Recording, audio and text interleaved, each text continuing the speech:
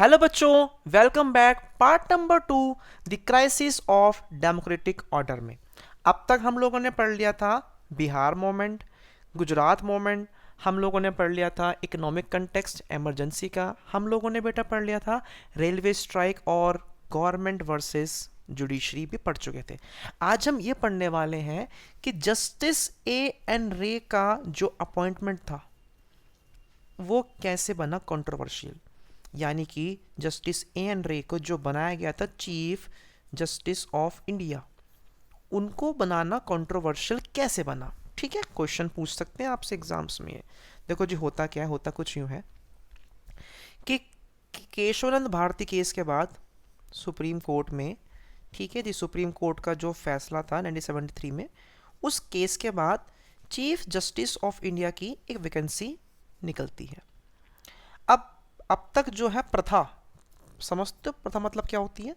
Legacy चली आ रही है कि भैया सुप्रीम कोर्ट का जो सीनियर मोस्ट जज होगा वही बनता है चीफ जस्टिस। लेकिन इस बार क्या हुआ?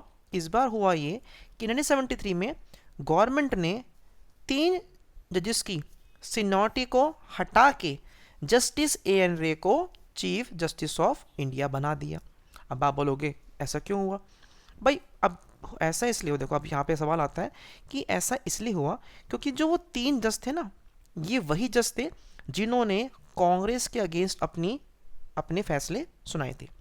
ठीक है, इसीलिए इनका अपॉइंटमेंट थोड़ा सा पॉलिटिकली कंट्रोवर्शियल बन गया था आपका। तो हुआ कुछ था यूं कि कॉन्स्टिट्यूशनल इंटरप्रिटेशंस और पॉलिटिकल आइडियाज और जो थे आप आइडियोलॉजीज, ये काफ़ी मिक्सअप हो रही थी। मतलब पॉलिटिक्स थोड़ी सी पर्सनल भी यहाँ पे होने लगी थी आपके। ये हुआ क्या? People close to PM started talking of the need for the judiciary and the bureaucracy committed to the vision of executive and legislature. अब भैया लोगों ने ये बोलना शुरू किया कि भाई हर बंदा अपने तरीके से काम करे, ठीक है, लेकिन भाई हुआ क्या कि भैया पॉलिटिक्स से यहाँ पे सब कुछ पॉसिबल है। इन्हीं के दौरान पिक्चर में आ गया क्लाइमैक्स। क्लाइमैक्स ये आया कि इंदिरा गांधी के इलेक्शंस को जो 1971 में इंदिरा गांधी ने चुनाव फाइट किए थे ना, उनको बोल दिया गया इनवैलिड।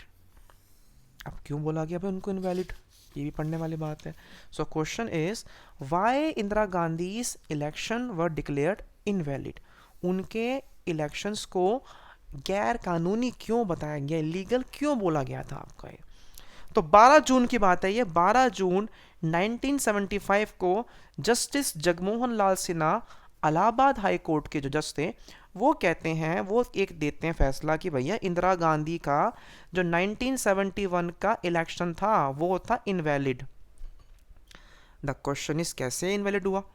तो इनवैलिड ऐसे हुआ क्योंकि भैया उनके खिलाफ, इंदिरा गांधी के खिलाफ राज नारायण ने एक पिटीशन फाइल की थी। ठीक है, अब सवाल आता है कि ये कौन थे? ये उनके सामने चुनाव लड़ने वाले एक कंटेस्टेंट थे और इन्होंने पिटीशन में ये चैलेंज किया था कि इंदिरा गांधी ने भैया सरकारी नौकरों का, सरकारी सर्विस का इस्तेमाल किया है इलेक्शन कैंपेन में, जो कि इलीगल है, जिसको लीगल नहीं बोल सकते। अब ये जो फैसला आता है हाई कोर्ट का आपके इलाहाबाद के, इसके चलते ये रिजल्ट निकलता है कि अब तो वो एमपी नहीं रही and therefore could not remain the PM unless she was once again. उनको दोबारा एज एन एमपी 6 मंथ्स में इलेक्ट होना पड़ेगा, तब जाके तो वो एमपी बन जाएंगे, अदरवाइज वो एमपी है ही नहीं रहेगी। ठीक है जी। अब हुआ क्या? अब देखो यहाँ पे ट्विस्ट कैसे आता है। 24 जून को सुप्रीम कोर्ट ने हाई कोर्ट के इस फैसले पर क्या लगा दिया? स्टे लगा दिया। अब देखो इस स्टे क्यों लगा था? कितनी बड़ी बात है कि इंदिरा गांधी की गवर्नमेंट ने जिस व्यक्ति को ए एन रे को बनाया था चीफ जस्टिस ऑफ इंडिया, उनसे बड़ा तो कोई नहीं ना भाई। अब उन्हीं की गवर्नेंस के अंदर, उन्हीं के कहते हैं ना, उन्हीं के रूल में सुप्रीम कोर्ट ने क्या लगा दिया? इनके ऊपर स्टे लगा दिया। इसका मतलब वो रिमेन तो है, एमपी तो है वो, बट वो लोकसभा की प्रोसीडिंग्स में पार्ट नहीं लेंगी। देखो जी ये फैसला आ गया। तो देखो इसको बोलते हैं पॉलिटिक्स की कोई ना कोई किसी का काम किस तरह से आता है आपका ये। अब जब पूरा देश खिलाफ हो गया एक तरीके से इंदिरा गांधी के, पूरे देश में माहौल चल रहा था, उसी दौरान हमारे देश में इमरजेंसी की बात आई। यानी कि 12 जून को फैसला आया कि इंदिरा गांधी अब पीएम भी नहीं है, 24 जून को स्टे लग गया। अब अब 25 जून की बारी है। अब देखो जी 25 जून क्या हुआ भाई। 25 जून को हुआ कुछ यूँ कि भैया जयप्रकाश नारायण अपनी पूरी पलटन के साथ दिल्ली आ गए। यानी कि सारी पॉलिटिकल पार्टीज़ ने राजा बनाया, महाराजा बनाया जेपी को अपना, और इन्होंने इंदिरा गांधी को बनाया प्रेशर कि तुम रिज़ाइन कर दो। और इन्हीं लोगों ने दिल्ली के रामलीला ग्राउंड में 25 जून को इन्होंने एक मासिव डेमोन्स्ट्रेशन कर दिया। यानी कि इन्होंने कहते हैं ना वो धरना लगा दिया आपका। जेपी ने पुलिस वालों को, गवर्नमेंट के एम्प्लॉयज़ को, आर्मी को, सबको बोल दिया कि भैया आप इंदिरा गांधी द्वारा दिए गए इलीगल और इमोरल ऑर्डर्स ना माने। और इन्होंने पूरे देश में एक सत्याग्रह को अनाउंस कर डाला। अब दिक्कत वाली बात तो थी आपके ये, इसके चलते भैया सरकार बिल्कुल स्तब्ध रहेगी, परेशान हो गई आपके ये। अब देखो भाई सब कुछ खिलाफ था कांग्रेस के, Gujarat movement, Bihar movement, railway strike, judiciary, सब कुछ खिलाफ गवर्नमेंट के इस समय हो चुका था। पूरा political mood was against the Congress अब तक के। इसके चलते ये जब चीज़ें देख ली इंदिरा गांधी ने, तो भैया भारत की सरकार ने 25 जून 1970 रात को हमारे देश में एमरजेंसी लगा दी। क्या बोल के कि there is an internal disturbance in India. जो हमारे भारत का जो कॉन्स्टिट्यूशन है उसका आर्टिकल नंबर 352 ये कहता है कि अगर हमारे इंडिया में, अगर हमारे भारत में इंटरनल डिस्टर्बेंस है तो आर्टिकल नंबर 352 के द्वारा आप एमरजेंसी लगा सकते हो। अब जब भाई ये फैसला आ गया तो दिक्कतें काफ़ी क्या हो गई, बढ़ गई आपकी ये। ठीक है जी। यानी कि under this provision of this article the government could declare a state of emergency on the grounds of external and internal disturbances। Government ने बोला ये कि भैया बहुत ज़बरदस्त देश में आ चुकी है क्राइसिस, और एमरजेंसी लगाना क्या हो चुका है, अनिवार्य हो चुका है।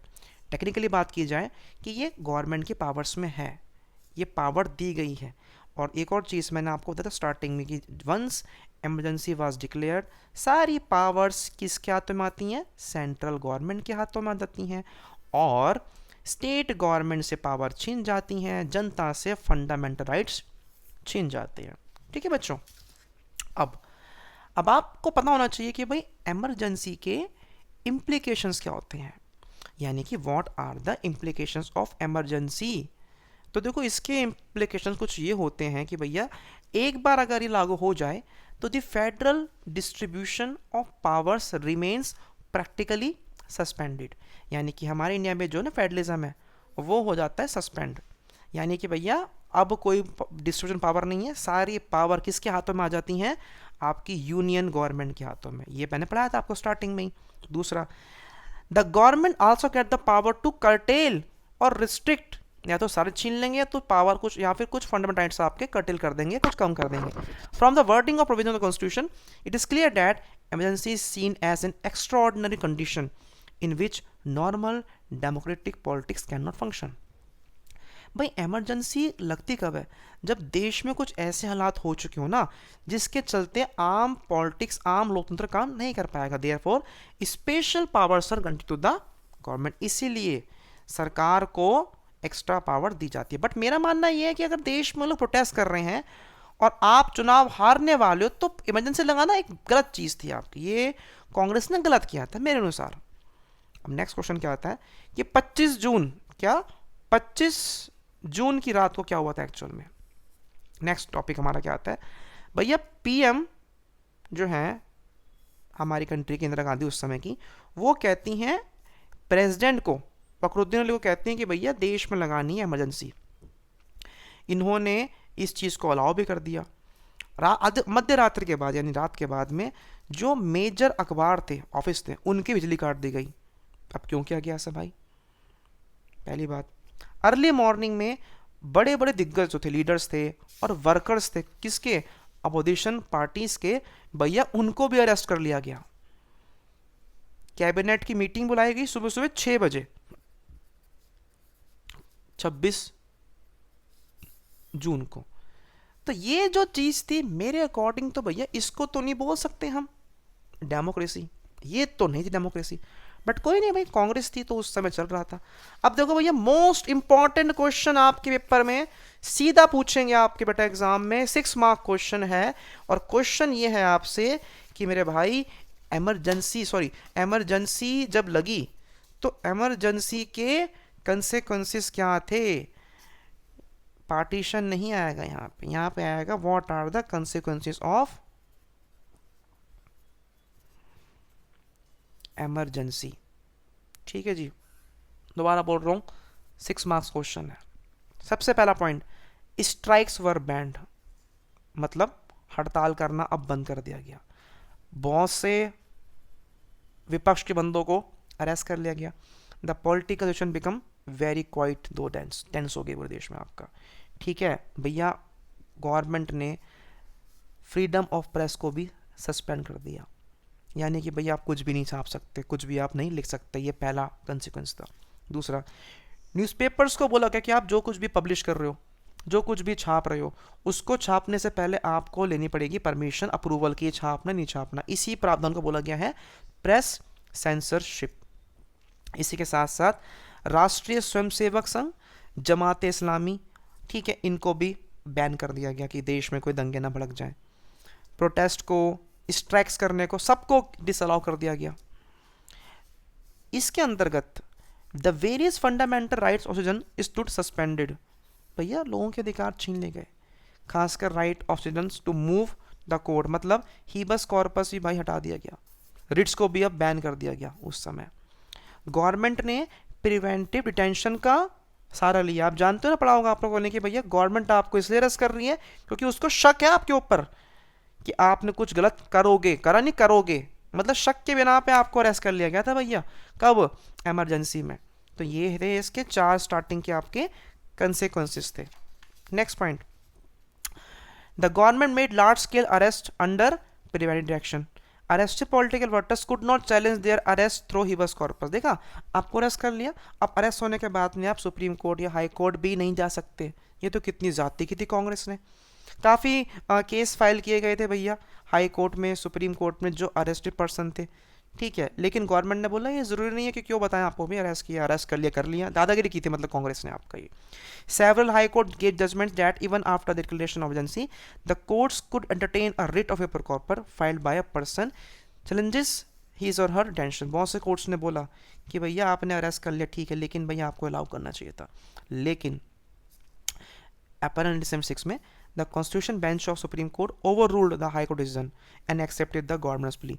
मतलब वही सुप्रीम कोर्ट में जो बैठाया था एन रे, वो उसने हाई कोर्ट के फैसले को काट दिया। It mean that during the emergency could take away, government could take away certain rights to life and liberty। मतलब भैया गुंडागर्दी की थी कांग्रेस ने, सरेआम गुंडागर्दी चल रही थी आपके ये। अब ये जो फैसला है सुप्रीम कोर्ट का, इसने जनता के लिए एक तरीके से जुडिशरी के दरवाजे भी आपके बंद कर दिया, और ये सुप्रीम कोर्ट का एक बहुत ज़्यादा कंट्रोवर्शियल जजमेंट था। ठीक है, there were many acts of dissent and residents to the emergency. Many political workers who were not arrested in the first wave went underground। बहुत से लीडर्स बेट अंडरग्राउंड हो गए आपके ये, और उन्होंने खिलाफ गवर्नमेंट की काफ़ी प्रोटेस्ट किए। जो अखबार थे जैसे कि इंडियन एक्सप्रेस और स्टेट्समैन, इन्होंने ना खाली स्पेस छोड़ दिया था। ये भी एक था तरीका प्रोटेस्ट शो करने का कि भाई देखो यहाँ पे हम छापते खिलाफ कांग्रेस के, लेकिन नहीं छाप रहे क्योंकि उसने मना कर रखा आपका ये। बहुत से बंदों को, जर्नलिस्ट को अरेस्ट कर लिया गया था क्योंकि ये खिलाफ लिख रहे थे आपके ये। Many underground newsletters and leaflets were published to bypass censorship। ठीक है, बहुत लोगों को, मतलब इन्होंने बहुत गलत किया था यार, टू बी ऑनेस्ट, कुछ भी छाप नहीं सकते आप।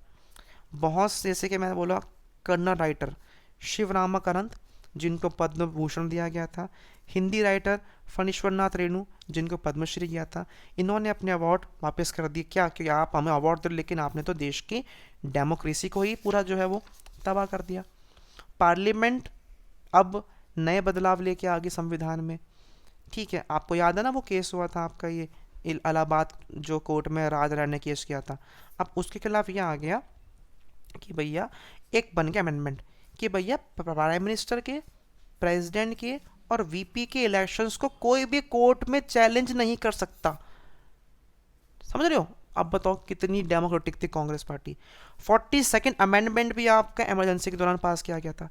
Among these various changes made by this amendment, one was that duration of the legislature in the country, मतलब वो जो हमारी लोकसभा थी उनकी अब कार्यकाल 5 से 6 साल कर दिया गया था। ये भी गलत था। ये change not for emergency period, but इसको हमेशा के बनाया गया था आपका। बट बताया that's during an emergency election can be postpone by 1 year. 1976 में चुनाव होने थे बट वो आपके नहीं हो पाए, चुनाव आपके 1978 में होंगे, अब कुछ ऐसा दिया गया। तो ये जो चीज़ें की थी बेटा किसने, कांग्रेस की गवर्नमेंट ने, इंदिरा गांधी ने, ये सब खिलाफ थी डेमोक्रेसी के, फंडामेंटल राइट्स के और हमारे कॉन्स्टिट्यूशन के। बट फिर कोई नहीं, कांग्रेस से चलना पड़ता है। ये क्वेश्चन बेटा आपके एग्जाम में 6 मार्क्स पे पूछ सकते हैं आपसे, और ये मोस्ट इंपॉर्टेंट क्वेश्चन है मेरे भाई, मोस्ट इंपॉर्टेंट क्वेश्चन। ठीक है जी, इतना पढ़ते हैं इस पार्ट में। अगली पार्ट में हम लोग डिस्कस करेंगे आगे का chapter. Thank you so much बच्चों, मिलते हैं जल्द आपसे।